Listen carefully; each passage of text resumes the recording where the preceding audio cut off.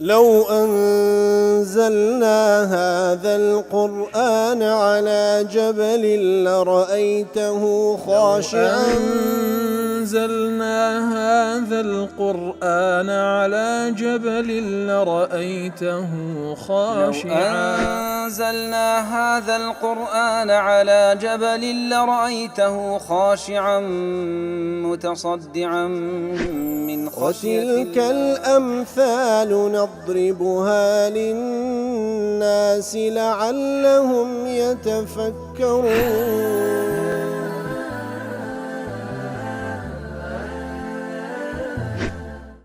الحمد لله والصلاة والسلام على رسول الله وعلى آله وصحبه ومن والاه. السلام عليكم ورحمة الله. برزان خوش حالم لواني 1905 لوانكاي تفسير القرآن بيرزبيم وخزمتان ومبست رزامندي رب العالمين وهوادان مئوي آز السودي لول بقرن. برزان بپشتواني رب العالمين دسين خزمت سورة يونس. سورة يونس سورة مكية ديار وكو هر سورتێکی تری مەکی زیاتر گرنگی بە عەقیدە دەدا، بەڵێ لە سوورەتە مەدەنیەکانیش باس لە عەقیدە کرا، بەڵام زائیدەن لە بابنە سوورەتە مەدەنیەکان بێجگە لە عەقیدە باس لە ئەحکامیش دەکرێت، بەڵام سوورەتە مەکیەکان زیاتر باس لە عەقیدە دەکاتن و کە دەڵێن عەقیدە بە تایبەتی باسکردنی یەکتاپەرستی، باسکردنی پێغەمبەرایەتی پێغەمبەر صلی الله عليه وسلم، باسکردنی ڕۆژی قیامەت و هەروەها باس لەوە دەکاتن وەکو بە عام سوورەتە مەکیەکان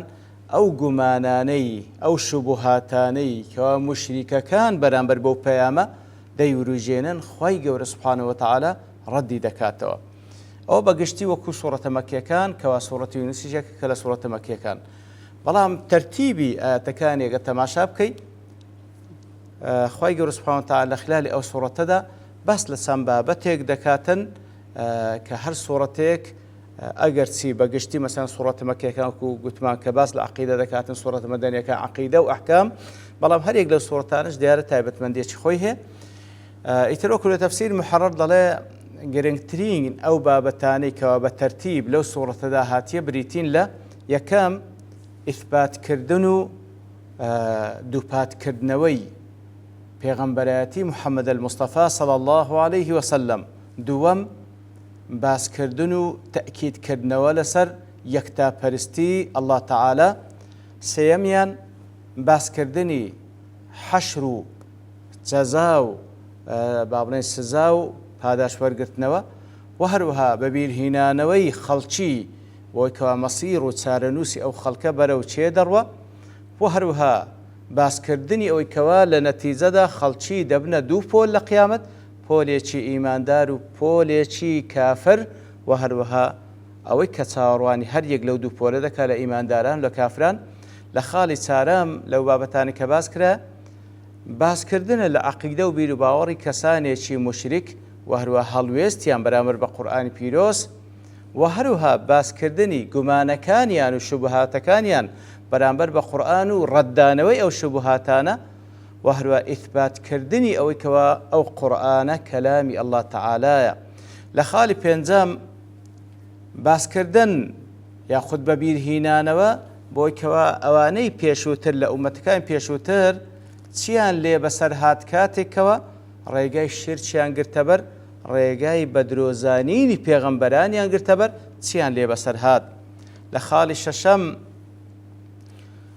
خوای گەورە سەرنجمان ڕادکێشی بۆی کە پند و ئامۆژگاری وەربگرین لەو بوونەوەرەی کەوا دەسەڵاتی الله تعالای زۆر بە ئاشکرا پێوە دیارە، ئیتر لەوانە ڕۆیشتن لەسەر ڕووی وشکانی و ڕۆیشتن لەسەر بەحر و هەروەها ئەو حاڵەتانی کەوا بەسەر ئینساندا دێ بە تایبەتی کاتێکەوە لەناو بەحردا بە چ شێوەیەک هانا لە بۆ لای الله تعالا دەبا و لە دواتریش کەوا نەزات دەبی هەڵوێستی کووە. لە خاڵی حەفتەم هێنانەوەی نمونە لە بۆ ژیانی دنیا و خۆشیەکانی ژیانی دنیا و لە هەمان کاتدا لە خلالی نمونەکە باز لە خێرایی تەواوبوونی ژیانی دنیا دەکا. لە خاڵی هەشتەم باز لە حاڵی ئیمانداران و حاڵی کافران دەکاتن لە ئاخرەت چەندە لێک جیاوازن و هەروەها باز لەوە دەکات کاتێکەوە لە ئاخرەت کاتێکەوە پەرستراوە بە ناحەقە باتیلەکان بە چ شێوەیەک تەبەڕا دەکەن لەوانەی کەوا پەرستنیان لۆ ئەنجامدرایە پەرستنیان لەوان ئەنجامدایە و هەروەها بەتاڵکردنەوەی عەقیدە و بیر و باوەڕی شرک کەوا خوایەتی و پەرستن تەنها و تەنها شانی ئەڵڵا تەعالایە. لە خاڵی نوێیەم ئیثباتکردنی ئەوەی کەوا سەلماندنی ئەوەی کەوا قورئان کەلام الله لەلایەن ئەڵڵا تەعالاوە دابەزیە و هەروەها هێنانەوەی ئەو بەڵگانەی کەوا ئەن یەکونە مفتەڕەن واضحە کەواتە ئەو بەڵگانەی کەوا موشریکەکان دەیهێننەوە کە گوایە ئەوانە بەڵگەن لەسەر ئەوەی کەوا ئەوە والعیاذ بالله لەسەر خوا هەڵبەسترایە خوای گەورە ئیبطالی دەکا بەڵگەکانی ئەوان پوچەڵی دەکاتەوە و هەروەها خوای گەورە وەکو لە چەندین سوورەت کەش لەو سوورەتەش بە هەمان شێوە تەحەدای موشریکەکان دەکا ئەگەر بڕوایان وانەیە کەواوە کەلام الله دەی باشە بە هاوشێوەی یەک سوورەت بینەوە کە نەیانتوانێ و ناشتوانن. لە خاڵی دەیەم ئەوەی کەوە خوای گەورە باز لەوەی دەکە کە علمی بە هەموو شتێک هەیە سوبحانه وتەعالە و هەروەها باسی لە ئاسار و شوێنەوارەکانی قودرەت و دەسەڵاتی ئەڵڵا تەعالە لەو بوونەوەرە دەکا. لە خاڵێکی دیکە خوای گەورە سوبحانه وتەعالە موژدە بە ئەولیا و دۆستەکانی خۆی دەدا لە دنیا و لە قیامەت سەرفرازن و هەروەها جیاوازن لە غەیری خۆیان و هەروەها دڵنەواییکردنی پێغەمبەر صلی الله عليه وسلم لەو قسە نابەجێیانەی کە کافرەکان بەرامبەر خۆی و بەرامبەر پەیامەکەی دەکەن. لە خاڵی 12 خوای گەورە فەرمان دەکاتن بۆیکەوە دڵمان خۆش بی موژدەمان پێبی و موژدەمان پێ بدرێ بەو ئیسلام و بەو هیدایەت و بەو قورئانی کە خوای گەورە پێی بەهۆیەوە ڕێنمونی کردینە. لە خاڵی 13 دڵنەواییکردنی پێغەمبەر صلی الله عليه وسلم و هەروەها هەموو ئیمانداران لە دوای پێغەمبەر صلی الله عليه وسلم بە باسکردنی بەشێک لە چیرۆکی سەیدنا نوح عليه الصلاة والسلام و هەروەها سەیدنا موسى عليه الصلاة والسلام و هەروەها باسکردنی بەشێک لە قسەی بەنی ئیسرائیل لەگە قەومی فیرعون و هەروەها ئاماژەکردن بە نەجاتبوونی قەومی یونس کاتێکەوە ئیمانێکی بە ئیخلاص دەینن لەو کاتێکەوە ئاخیر و ئۆخری باوەڕین پەیامەکەی یونس عەلەیهی سەڵاتو وەسەلام و لە نەتیجەدا نەجاتیان دەبی وەکو قەومەکانی تر عەزابیان بەسەردا نایە. لە خاڵی کۆتایی تەئکیدکردنەوە لەسەر پێغەمبەرایەتی محەممەد الموستەفا صلی الله عليه وسلم و فەرمان پێکردنی لەلایەن ئەڵڵا تەعالە بەوەی کەوە ئارام بگری و سەبر بگری لەسەر ئێش و ئازاری مشریکەکان بەرامبەری. ئەو بەگشتی بابەتەکانی سوورەتی یونس کەوا گوتمان بەگشتیش وەکو سوورەتێک لە سوورەتە مەکیەکان باز لە عەقیدەیە کەوا زیاتر کە دەڵێن عەقیدە یەک تاپەرستی پێغەمبەرایەتی محەممەد الموستەفا صلی الله عليه وسلم ئیثبات و سەلماندنی ڕۆژی دوایی و زیندی بوونەوە. دێنە خزمەت ئاەتەکان. بسم الله الرحمن الرحيم ألف لام را تلك آيات الكتاب الحكيم. بەڵێ دیارە ئەو سوورەتە وەکو چەندین سوورەت لە قورئانی پیرۆز رب العالمین بە پیتەکان دەست پێ دەکاتن کە زیاتر ئاماژەیە بە ئەوەی کەوە ئەو قورئانە کەلام الله سبحانه وتعالى خوای گەورە تەحەدای بەشەریەتی پێ دەکاتن لە کاتێکدا ئەو قورئانە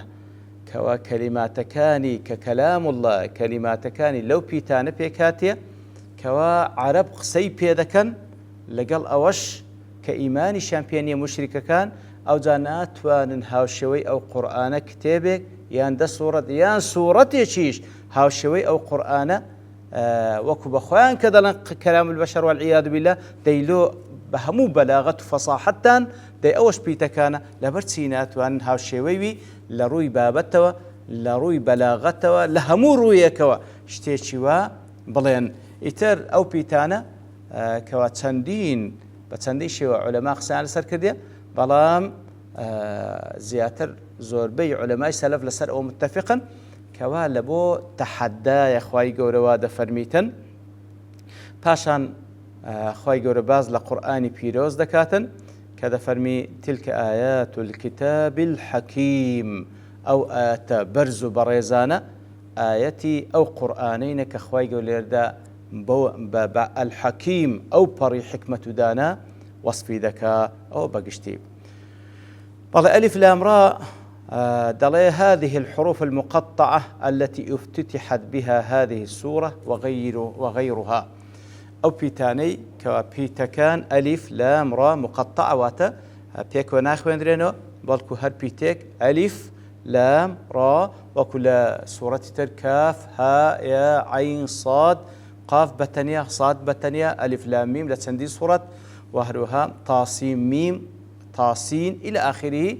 أو سورة أو تندين سورة خواهي سبحانه وتعالى بو شوي بو بيتانا دست بكده ديارة وكتمان كوزور بين مفصل لسر أو رأيا كوا تأتي لبيان إعجاز القرآن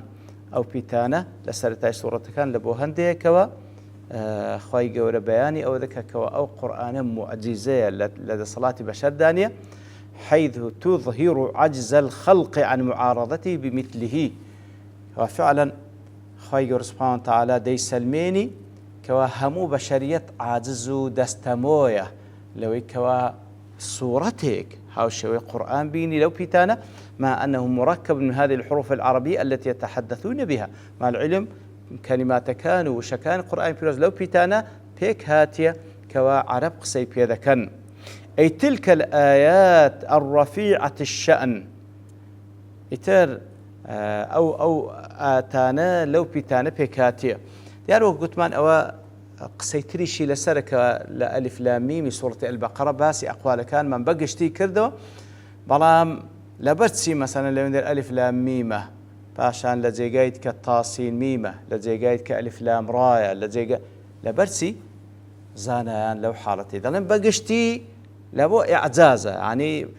دي سلميني خواهي سبحانه وتعالى تحدى بشرية دكاتن كوا كلام الله دي أنقوش بفرمون أقل لتواناتان داكواتا أو بقشتي علماء رأيان سلبي بلام لو بتايبتي لو سورة ألف لام راية لو لسورة البقرة لسورة آل عمران ألف لام ميمة لو لسورة مريم كاف ها يا عين صادة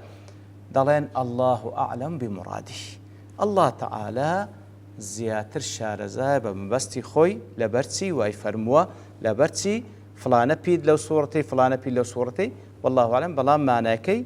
بعام أو إلي وردجيله. تلك آيات الكتاب الحكيم أي تلك الآيات الرفيعة الشأن هي آيات القرآن المحكم كواتا أو بيتانا أوانا كوا أو كلماتانا أو آياتاني خواهي سبحانه وتعالى بي فرموا كوا زور آيات برزن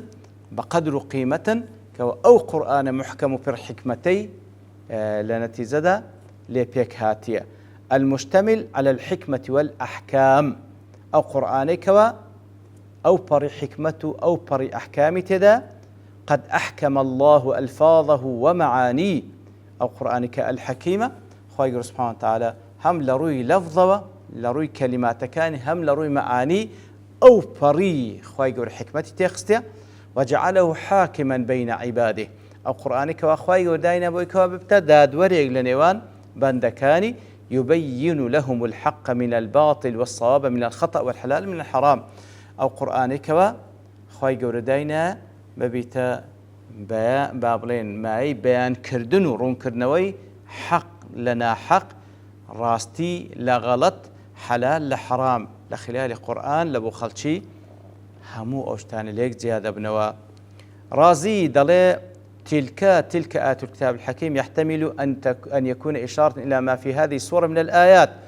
تلك آيات الكتاب الحكيم أو آتاني آية ما بس ليرد أو آتاني كولو سورة باسكرا يان أو تا إشارة لبو أو آتاني همو أو آتاني كولا بيش دابزين أو سورة دابزية هردو شي احتماله. ابن عاشور دلي كاتك وخواي سبحانه وتعالى باسي قرآني بيروز ليرد كاب الحكيم كتسندين وصفي ديكش بسندين وصفي ديك القرآن بيروس وصفي أو قرآن كرال لا خواي سبحانه وتعالى برسلير الحكيم باس كده لأن لهذا الوصف مزيد اختصاص بمقام إظهار الإعجاز من جهة المعنى بعد إظهار الإعجاز من جهة اللفظ كواتا لبر أوي أو وصفك أخوي قول في القرآن في رزق الحكيم لبر أوي هم لروي لفظه معجزة أو قرآن كسجناتواني هاو شوي بنتو لروي لفظه هم لروي معناه لروي أواتا برزانك لخوي قرتيا عيني بهمان شو معجزة كاتك ألف لام را تلك آيات الكتاب الحكيم ولما اشتملت عليه السورة من براهين التوحيد وإبطال الشرك وهو القرآن الحكيم وتايبتش له سورة دا كأوهم بلغيل سريكتا برستي الله تعالى وهروها بهمو الشيوك بطالبون والشرك واتا بوتصل كردني شركو عقيدة الشرك والله أعلم لسورة دا باس كرايا وصلى الله وسلم على نبينا محمد وعلى آله وصحبه أجمعين وآخر دعوانا أن الحمد لله رب العالمين. لو أنزلنا هذا القرآن على جبل لرأيته خاشعا